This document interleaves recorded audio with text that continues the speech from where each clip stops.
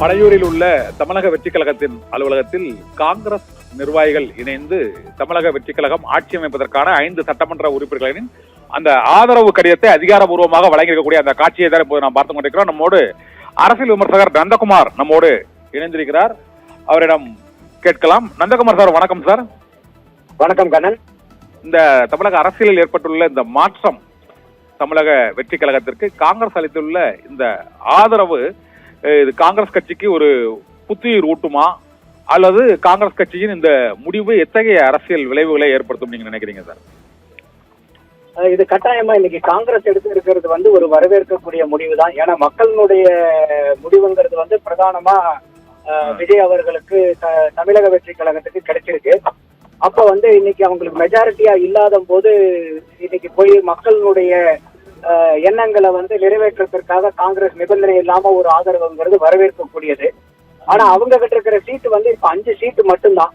இன்னைக்கு இவங்களுக்கு ஒரு 108 சீட் இருக்குதுன்னா கூட இன்னும் ஒரு 10 சீட்டுன்னும் போது 5 சீட்டு, மீதி இன்னொரு 5 சீட்டு வேணும். ஆனா காங்கிரஸ் என்டிஏ கூட்டணியில இருந்து யாரையும் வரக்கூடாதுங்கிறது ஒரு கண்டிஷனா வச்சிருக்காங்கிற மாதிரியும் ஒரு தகவல்கள் வருது. அப்படி இருக்கிற பட்சத்துல இப்ப திமுக கூட்டணியில இது நாள் வரைக்கும் அவங்க சொல்லிக்கிட்டு இருந்தது என்னன்னா, அதாவது கூட்டணி கட்சிகள் அந்த கூட்டணி நாங்க ஏன் திமுக கூட கூட்டணியில இருக்கிறோம்னு சொன்னதுக்கு அவங்க ஒரே காரணம், எல்லா கட்சியும் சொன்னது தமிழ்நாட்டுல நாங்க பாரதிய ஜனதா வர்றதுக்கு நாங்க விடக்கூடாது, அதனாலதான் நாங்க இருக்கிறோம்னு சொன்னாங்க. அப்போ இன்னைக்கு அவங்க 2021 தேர்தலில் இருக்கும்போது கூட பாரதிய ஜனதா 4 எம்எல்ஏ வச்சிருந்தாங்க. இன்னைக்கு விஜய் அவர்கள் இந்த பாரதிய ஜனதாவை ஒரு எம்எல்ஏவை குறைச்சிருக்காரு. அப்போ நீங்க இன்னைக்கு உங்களுடைய கூட்டணி கட்சிகளினுடைய நீங்க சொன்னதெல்லாம் உண்மையா இருந்தா, பாரதிய ஜனதா வரக்கூடாதுங்க ஒரே காரணத்துக்காக தான் நாங்க திமுக கூட கூட்டணியில் இருக்கிறோம் சொன்னதெல்லாம் உண்மையா இருந்தா, திமுக கூட்டணியில் இருக்கக்கூடிய அத்தனை கட்சிகளும், கூட்டணி கட்சிகளும், திமுகவை தவிர அத்தனை கூட்டணி கட்சிகளும் எந்த விதமான நிபந்தனைகளும் இல்லாமல் இன்னைக்கு விஜய் அவர்களுக்கு ஆதரவு கொடுக்க வேண்டியது அவர்களுடைய கடமை.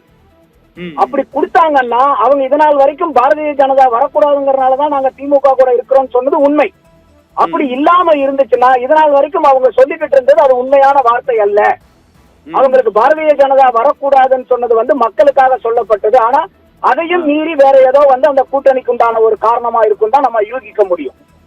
ஏன்னா இன்னைக்கு நீங்க பாரதிய ஜனதா வரக்கூடாதுன்னா அந்த வேலையை தானே அவர் விஜயம் பார்த்திருக்காரு. ஒத்த எம்எல்ஏ சீட்டு குறைச்சிருக்காரு.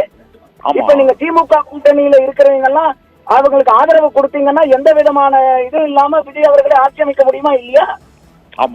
அப்ப உங்களுடைய நோக்கமும் அதுதான் பிரதானமான நோக்கம். அதனாலதான் நாங்க திமுக கூட 10 வருஷமா தொடர்ந்து பயணிச்சுட்டு இருக்கிறோம்னு சொன்னது உண்மைன்னா, நீங்க நீங்க எந்த நிபந்தனையும் இல்லாம தமிழக வெற்றி கழகத்துக்கு நீங்க ஆதரவு கொடுக்கணும். அப்பதான் நீங்க சொன்ன வார்த்தையெல்லாம் உண்மை, சத்தியம்.